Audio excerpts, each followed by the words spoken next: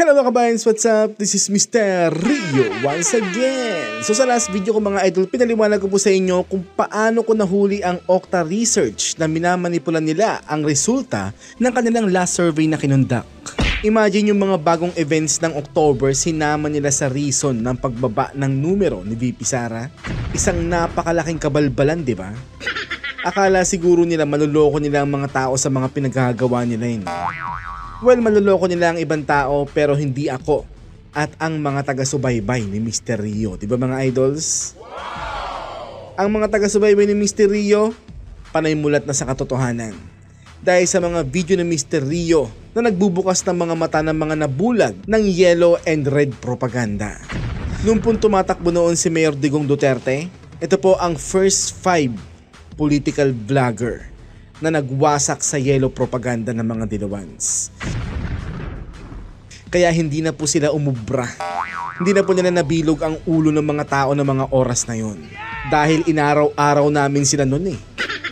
As in, inaraw-araw namin birahin ng mga oras na yan ng mga Dilawans nung nasa Saudi pa ako. Dahil nga sa kakabira ko sa mga Dilawan noon, putya dumating pa yung punto na pinagtatanggol ko pa yung tatay ni Bangag eh. Diba? But it turns out na tama lang talaga ang pinupunto ko before election 2022. Na the son will never be the legendary father. Tama. Kasi naman guys, rinding-rindi na ako sa mga red propaganda nila noon. Na panay nagawa ng tatay niya ang pinapakita sa mga red propaganda nila. At hindi yung mga nagawa nung anak. Imagine, yung anak ang tatakbo sa pagkapangulo, pero yung mga nagawa ng tatay ang pinapakita sa mga red propaganda nila. Di ba ang cute? Na kesyo sobrang dami daw nagawa nung tatay niya. Well, di ko naman po yung pwedeng itanggi mga idol. Yun naman po kasi ang totoo. Pucha, 21 years ka ba naman sa pwesto? Ewan ko lang kung wala kang magawa na marami nun. Ang cute ng red propaganda nila noong before election 2022 no? May last will and testament pa. Makukuha daw ang yaman nila. Pucha, meron pa nga daw propesiya kay Bangag noon eh, di ba? At yung mga uto-uto na nagpa-uto naman, todo samba naman sa Budol family na to. Tapos, ang nakakatawa pa mga idol, may naipakita lang silang nagawa ni Bangag nung bago na mag-eleksyon eh, no? Tapos ang pinapakita, yung matagal niya ng mga nagawa sa probinsya nila. Pero yung mga bago niyang nagawa before election 2022, pucha wala. Asa pa tayong lahat. Mas marami pa nagawa si Kuya Bongo kumpara sa kanya. Tama. Pucha, namigay lang ng tulong yan nung mag-i-eleksyon na eh. Wala eh, politiko eh. Kaya nga election time lang nagpapasikat. At nung nanalo na, tan-tananan, pucha, di nga ako nagkamali. Mas worse pa pala kay Abnoy ang hayop. Akala ko talaga si Abnoy na ang pinaka-worst na naging presidente ng Pilipinas. Pero pucha, nung naging presidente si Bangag, doblehin mo o triplehin mo ang pagiging niyang worse kumpara kay Abnoy mga idol. Imagine si Bangag ang kauna-unahang presidente ng Pilipinas na di umano gumagamit, no? Hindi na po sikreto yan mga idol. Open secret na po yan. May kasabihan nga po tayo na silence means yes. Kaya nga i-check nyo yung mga interview sa kanya na ang question is yung pagiging user niya o yung pagiging bangag niya. Pati yung sa PDEA Leaks, tumatawa lang siya at nag-walk out. Doon pa lang alam na eh, di ba? Kasi kung hindi yung totoo, i-deny mo, di ba? Hindi yung no comment ka lang eh. E di na pag-iisipan ko tuloy ng lahat na legit yung mga binibintang sa'yo sa pagiging mong user. Diba? So kung noong bago maging presidente si Mayor Duterte, lumabas ang first 5 na political vlogger na yellow propaganda destroyer, hindi po huminto ang mga yan mga idol, maliban kay Madam Mocha, na ang pumalit sa kanya ay si Idol Banat Bay. Si Maharlika tuloy-tuloy po yan, from Bangag loyalista, ngayon binabanata niya na ng binabanata ng non-stop dahil nalaman niya na ang katotohanan. Si TP, wala na yan, kinain na ng sistema yan. Lumobo na nga ng lumobo yan eh, no? Dahil sa dami na ng pera ng tae na yan, sigurado. Tingnan nyo guys, pustahan tayo. Pagka natapos si Bangag, sisip-sip yan kay Sara si TP. Pustahan tayo guys. Mangyayari yan, ako magsasabi sa inyo. Balimbing yan si TP. Si Sas, di rin tumigil yan. Pare-parehas kami naging Bangag supporter niyan. Pero nagising na rin kami sa katotohanan kalaunan na basura pala si Bangag na sinusuportahan naming lahat. Ako naman guys, huminto ako nung na-restrict ang last FB page ko. Dahil nga dun sa isang doktor na inunahan niya yung asawa ng mayor na gusto siyang patahimikin. Na-restrict po ako dun mga idol. Yun po ang dahilan ng pagkawala ko ng ilang buwan sa kayong paulit-ulit na pag-restrict sa akin ni FB kahit wala naman akong ginagawa. Bad trip, di ba? Saka feeling ko nakaban si Mr. Rio sa FB nun eh. Kasi lahat ng page na ginagawa ko nun binaban at nire-restrict ni FB. Kaya naghanap buhay na lang po ako ng mga oras na yon nung pong di po ako nagbablog. Pero ewan ko, parang hinihila po talaga ako pabalik sa vlogging eh. Saka na-miss ko rin po talaga mag-vlog mga idol. Nagkataong nagising na rin sa katotohanan ng karamihan ng mga nakafollow sa page ko. Kaya sobrang ganda ng timing ng pagbabalik ko sa vlogging. Ayun, awa ng Diyos, unti-unti na rin po nakakabalik. Maraming salamat po sa mga walang sawang taga-subaybay ni Mr. Rio. Mabuhay kayong lahat mga idols. Check this out mga idol. Last July 2024, 900 lang po ang subscriber niyan. Pero ngayon, nasa 27k na po tayo. Kaya maraming salamat po talaga sa inyong lahat mga kabayans. Mabuhay po kayo. So ito pong first 5 na political vlogger na ito ang nagsimulang magwasak ng mind conditioning ng mga dilawans noon. At sobrang saya ko rin po dahil sobrang dami na rin po nagsulputan ng mga vloggers ngayon. Kaya umaasa po ako na sama-sama nating wawasakin ang red propaganda ngayon. So syempre bago po tayo magsimula, shoutout po muna sa mga makabayans nating mga ka-DDS sa buong mundo. Mabuhay po kayong lahat mga idol. So ngayon naman mga idol, bago po tayo tumungo sa ating Mr. Rio Peak Talk, ipapakita ko muna sa inyo kung gaano kakurap ang House of Representatives mga idol. And tingin ko kailangan nyo munang makita to bago tayo mag-proceed sa ating Mr. Rio Peak Talk. Ano guys, ready? Let's go! Ladies and gentlemen, the hypocrisy of the House of Representatives. Pucha, ito po talaga ang literal na kahipokritohan ng House of Representatives mga idol. Kaya tama ang ginawang title ni Derto as PH dito, na The Hypocrisy of the House of Representatives. They are so concerned about the 112.5 million DepEd Confidential Fund. Correct. Kitams? Bumaba na naman ang amount, di ba? Dati 125 million yan. Ngayon naman, naging na lang siyang 112.5 million na lang. Grabe yung inconsistency ng House of Representatives, no? Which is under COA's jurisdiction to audit and was addressed by DepEd, VP Inday Sara Duterte. Pero sila sa House may billions of increase in their budget. Kita nyo yan mga idol? Ang laki ng increase ng mga budget nila dyan sa House of Buwaboys, di ba? Kaya nga dapat dyan palang kasuhan na mismo ang House ng Plunder eh. Dahil harap-harapang pagnanakaw ang ginagawa nila eh. Imagine ang nasa NEP or National Expenditure Program ng mga Buwaboys na to ay 15.9 billion lamang noong 2023. Pero pagdating sa GAA or General Appropriations Act, pucha naging 28 billion na ang kabuohang budget nila bigla. 'Di ba? So kung kikwentahin po natin mga idol, kung merong 316 members ang House, meron po silang tigte 38.1 million pesos kada isa dyan. Sa number of increase pa lang yan mga idol ah.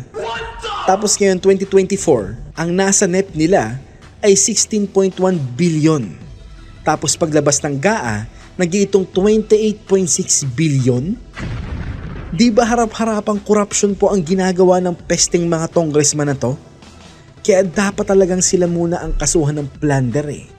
Dahil sa gawain nilang to. Tama. At kung kikwentahin po natin mga idol, kung meron po ulit 316 members of the House, meron po silang tigta 39.6 million pesos kada isa dyan sa number of increase pa lang. Pucha, parang lottery winner lang ang mga Buwaboys, di ba? Total of 12.5 billion pesos in 2024 Total of 12 billion pesos in 2023. Diba? Imagine yung increase ng budget ng mga hayop. 12 billion in 2023, tapos 12.5 billion in 2024. Ngayon 2025, malamang iniisip pa nilang maigi kung magkano ang idadagdag nila sa GAA for sure. Para syempre, paldo-paldo sila sa bilyones na halaga na pwedeng manakaw nila. Syempre, hati-hati ang mga corrupt na yan dyan for sure. Diba? Look under as a MOO ease in 2024 na hundreds of millions to more than a billion increase. Also, like the following. 783 million pesos increase in traveling expenses. Wow! 783 million ang tinaas sa traveling expenses? Putya, saan kayo pupunta? Sa iba't ibang planeta sa solar system? So kung meron 316 members of the house at kung 783.1 million ang dagdag sa traveling expenses nila, so meron silang tig 2.4 million pesos na budget for traveling expenses kada isa, dun pa lang sa number of increase na yun mga idol ha. Imagine that. Kaya naman pala ang daming gusto maging congressman, no? Dahil sa mga ganitong traveling budgets and benefits nila. Mukhang makakapag around the world na ang mga buhayang to sa traveling budget nila kada isa no? Buti sana kung may silbi ang paglabas nila ng mga bansa Kaso madalas wala naman Diba? 635 million pesos increase in supplies. Increase in supply? Supply in what are they talking about? Diba? Imagine guys, 635 million increase pa lang to. Mga idol Hindi pa kasama ang pinaka-budget for supply dito. Imagine may tig 2 million silang paghahati-hatian dyan sa house. Sa number of increase pa lang yan mga idol What more kung isasama pa ang original number ng budget nila sa supply. Hindi sobrang laki ng paghahati-hatian nila. Diba? Grabe no? 534 million pesos increase in utilities. 534 million increase in utility expenses? Baka naman kasi mga robot na mga janitor nila dyan sa house. Kaya ganyan kalaki ang budget nila, no? Busit na mga tao to no? 903 million pesos increase in communications. 903 million pesos increase in communications? Ba't ganun kalaki? Meron ng internet ngayon. Meron na ring unload na promos ngayon for communication. Putya, ba't ganyan kalaki ang communication expenses nila? Grabe ang corruption practices ng mga buhaboys na to sa house, no? Imagine merong 2.8 million silang budget for communication expenses bawat isa. Sa number of increase pa lang yan. What more kung sinama pa ang original number dito, diba? Napakawalang hiya talaga nila, grabe. 1.1 billion pesos, yes, billion, increase in professional services. What? 1.2 billion in professional services? Malamang ito yung pag-conduct nila ng mga circus hearing nila, no? Wala naman ako ibang maisip na professional services na mga to, kundi yung mga yan Bakit? Meron pa bang kwenta ang mga buhaboys na to sa gobyerno natin maliban sa mga ganyan nila? Di ba wala naman? Wala naman yung silbi ang mga yan 111 million pesos increase in general services. Wow 111 million increase sa general services. Kung iisipin natin mga idol, parang nonsense naman tong general services na to Kasi may professional services na nga May general services pa. Taragis na yan, di ba? 550.7 million pesos increase in repairs and maintenance. Grabe namang repairs and maintenance yan. Halos di nga magalusan ng mga kalamidad na dumadaan yung house building nyo na sementado Tapos may repair and maintenance increase talaga kayo na 550.7 million pesos. Anong meron? 513 million pesos increase in advertising expenses. What? Advertising expenses? Pucha, anong ina-advertise ng mga to? Meron ba? Kasi parang wala naman no? Aware ba kayo sa advertising kuno na pinagagastusan ng mga to? Pucha, ginagawa nyo naman buong mga tao no? 181 million pesos increase in representation expenses. 181 million increase in representation expenses? Anong klaseng representation yun? May professional services na nga kayo at general services.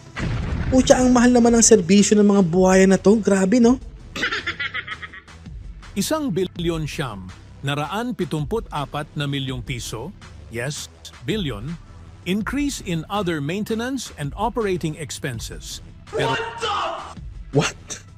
May repairs and maintenance na kayo, may other maintenance and operating expenses pa talaga silang increase na 1.9 billion sa budget nila. Imagine that. Hayop na mga buhay talaga to no? Grabe, di ba? So dyan pa lang sa ilang mga binanggit mga idol na pagtaas ng mga budgets nila. And dyan pa lang sa pag-increase ng budget ng House from National Expenditure Programs to General Appropriations Act, pwede na dapat silang kasuhan ng plunder dyan Di ba? Imagine yung paghahati-hatian ng mga buhaya sa mga budget nila. Paldo na agad sila. What more kung sinama pa ang original amount ng budget nila sa GAA? Di more or less hundreds of millions ang mapapasa kamay nila. Ngayon, depende na sa kanila kung magkano ang iaabot nila sa kada municipalities sa mga probinsya nila. Siyempre, pagka-alyado nilang mayor sa isang munisipalidad, malaki-laki ang share nila sa mga sobra-sobrang budgets na yan. At siyempre, kung kaalyado rin po nila ang governor, di ba? Pero kung kalaban nila ang governor or mayor ng isang municipality or kapitolyo, malamang sa malamang maliit lang ang ibibigay nilang share sa makukulimbat nilang sobra-sobrang budget. Siyempre, nasa mga members of the house ang power of the purse. Pero naisip ko, sobrang swerte pala ng mga congressman na party list ang nire-represent nila, no? Imagine solo nilang makukuha ang budget nila kung wala naman silang mga programa. Hindi gaya ng mga representante ng mga probinsya, kailangan nilang mag-share sa kapitolyo o governor at ang governor na ang bahalang mag-share sa mga municipalities. Pero pag representante ng mga party list, putya solo pala nila lahat. Mag-party list na rin kaya tayo mga idol, no? Parang lottery winner lang ang peg ng mga gagawin, no? So yan po ang dahilan kung bakit ang buong House of Representatives ang dapat kasuhan ng plunder, hindi si VP Sara. Sana lang po meron mag-file ng kaso na yan, kung pwede ba yun yung buong House ay kasuhan. Kasi yung NEP, tugaa, ang napakalaking ebidensya mga idol. Sobrang laki ng dinadagdag nila sa budget nila. So yan po ang dahilan mga idol kaya ko po nasabi na dapat sila ang kasuhan ng betrayal of public trust at ng plunder dahil dito sa corruption practices na ito. Ano sa palagay nyo guys? Pabor ba kayo sa suggestion ko? So ngayon naman mga idol, magpipiktokan na po tayo dito sa Mr. Rio Pick Talk. At sa video na to I pick to talk about this video na pinapasabi na ng mga congressman ang 7 OVP officials dahil sa issue ng budget use. Ayon sa nagsend sa akin ito mga idol, baka daw yung 7 OVP officials na yan ang totoong may sala sa confidential funds ni VP Sara. So kaya ko nga po nasabi na di kaya huli na po nila ang totoong may sala sa confidential funds issue ni VP Sara? Tara guys, pikto ka na. Let's go. So at the very least, ang po pwede nating ma-check dyan is ma-check yung kanilang itinerary. Mukhang nabiso na po ng mga congressman ang totoong may sala sa confidential funds issue ni VP Sara. Dapat kang di makawala ang 7 officials na yan. Para magkaalaman talaga, baka sila pala ang may sala sa confidential funds ni VP Sara no? Let's see kung tama yung pagkakaintindi nung nag-send sa akin ng video na to No derogatory record o walang ulat ng outstanding warrant. Walang derogatory record? Ang alam kong ibig sabihin nito, di ba, walang criminal record, di ba? Ayun sa pagkakaintindi ko Yan ang tugon ng Department of Justice o DOJ sa hiling ng House Good Government and Public Accountability na maglabas ng Immigration Lookout Bulletin Order laban sa 7 opisyal ng Office of the Vice President o OVP.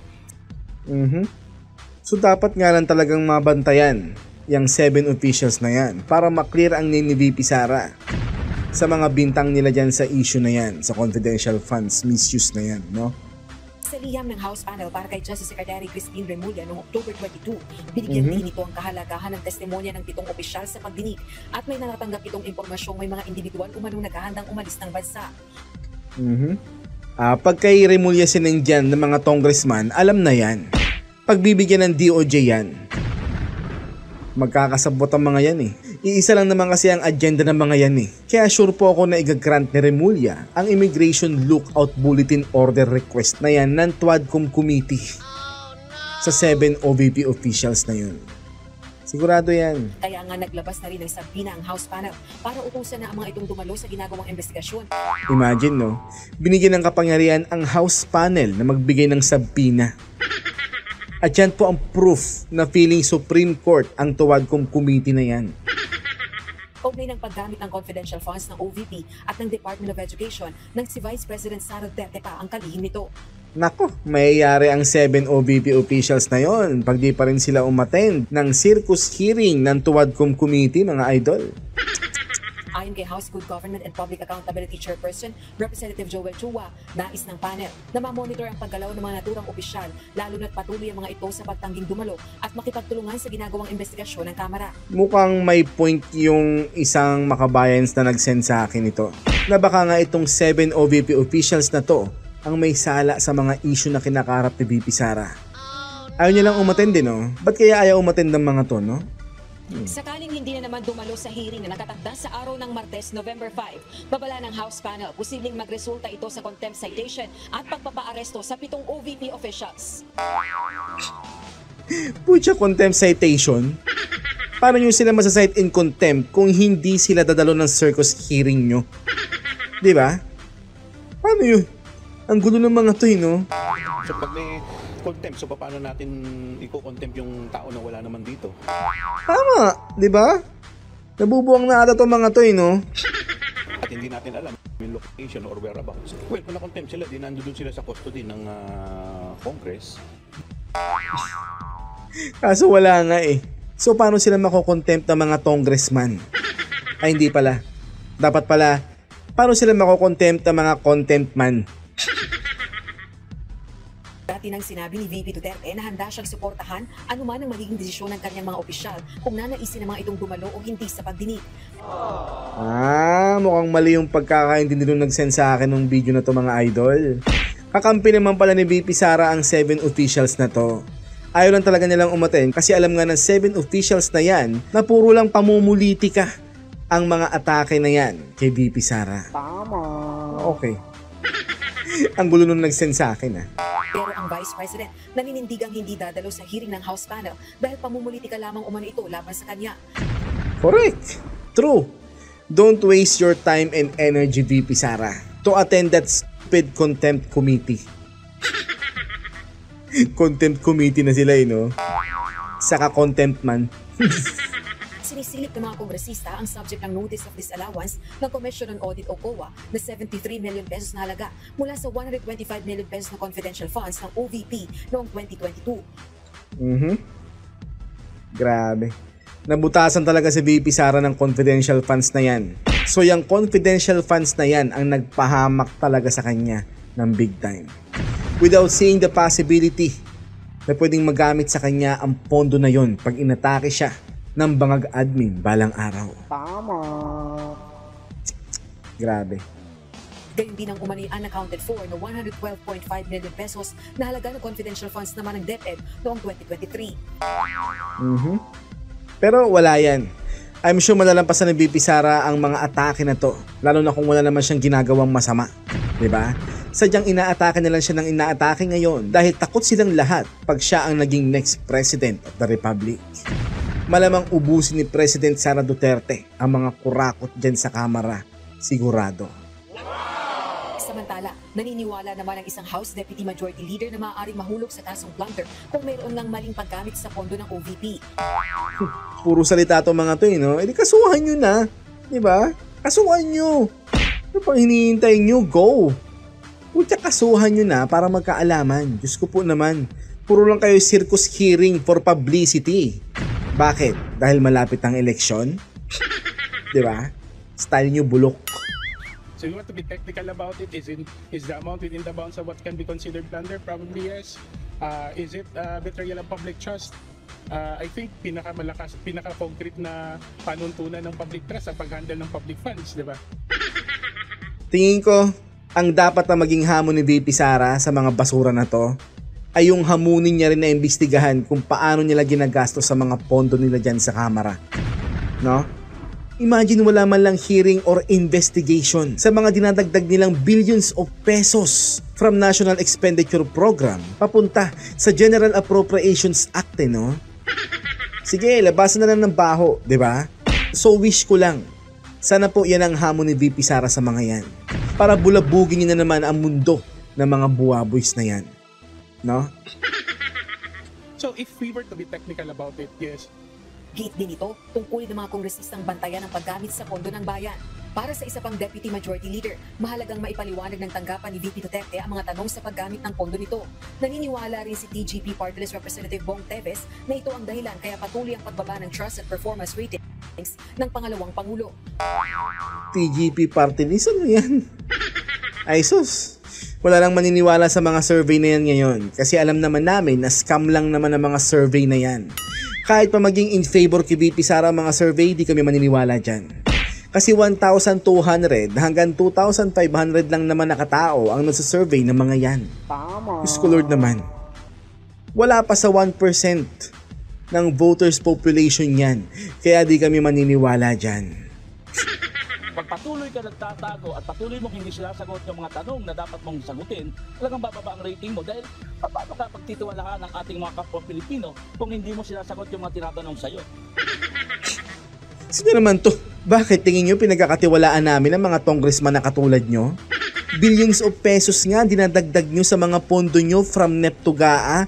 Putya, harap-harapang panluloko at pagnanakaw yon. Kitang-kita ang corruption practices nyo. So dapat siguro, imbestigahan nyo rin ang mga sarili nyo. Diba? O kaya imbestigahan kayo ng Senado. So dapat yan ang maging hamon ni VP Sara sa mga congressman na yan. Tama. Napapayag siyang imbestigahan, pero dapat imbestigahan din dapat ang mga dinadagdag nilang billions of pesos sa NEP to GAA ng pondo ng buong Kamara. Diba? Nagmamanilis itong mga kulangots na to, no?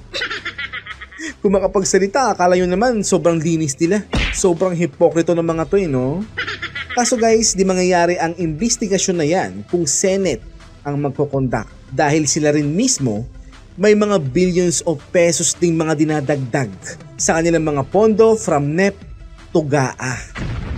Kaya ang makasuhan ng mga buwaya na to ay people power na lang talaga ang pag-asa. Di ba mga kabayans?